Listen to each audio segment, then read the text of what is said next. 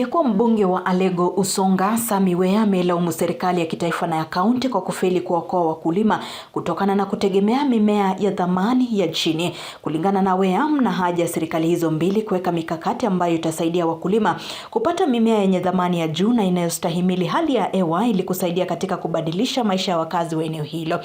Akizungumza na wanahabari huko Siaya, Weya amesema ni wakati mwafaka kwa wakulima wa eneo hilo kufanya kilimo mbadala na ya thamani ya juu, huku akitaja baadhi ya mimea ambayo yamekuwa yakifanya vizuri katika shamba lake la kilimo hai linalohifadhi mamia ya aina ya miti na mimea. Aidha, aliongeza kuwa kokoa inayozalishwa Afrika Magharibi pia imefanya vyema katika shamba lake, huku ikizaa matunda ndani ya miaka miwili badala ya aina ya asili ambayo huchukua miaka 10. After being a politician, I realized the gaps in society.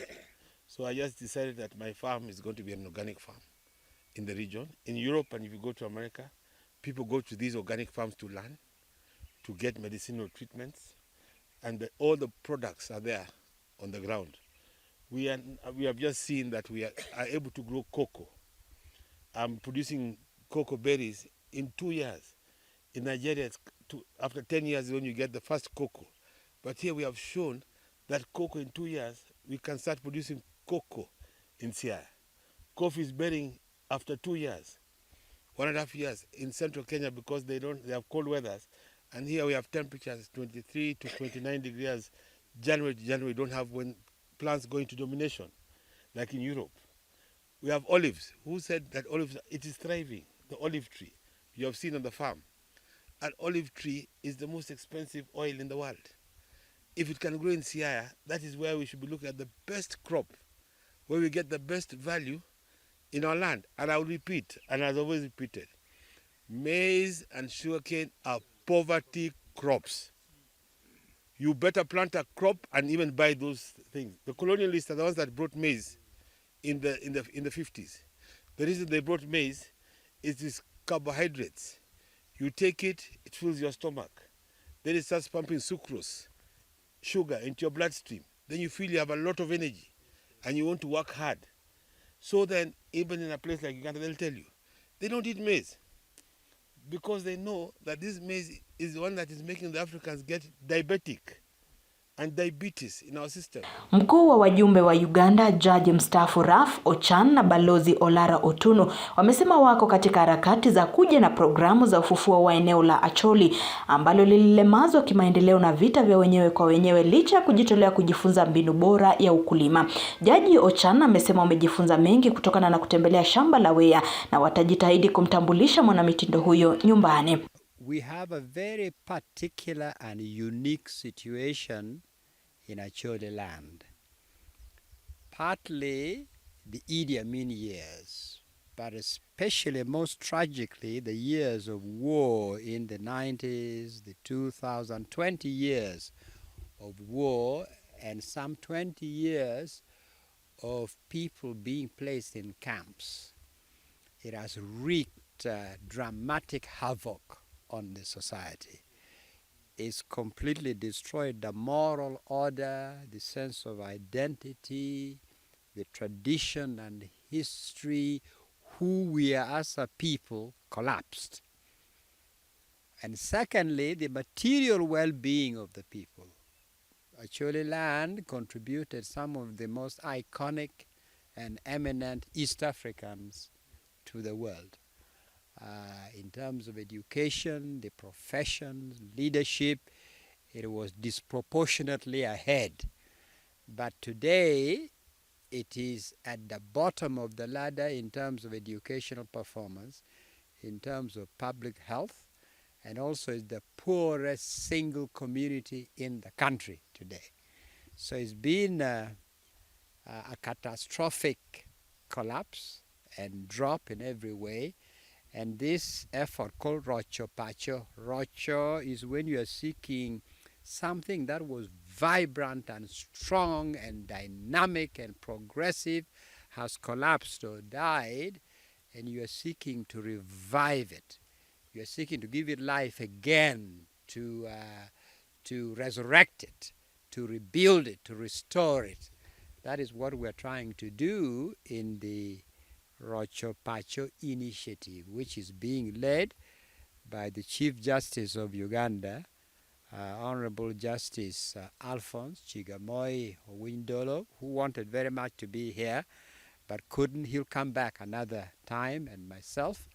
And we are very eminent compatriots like Justice Ochan, with whom we have come together.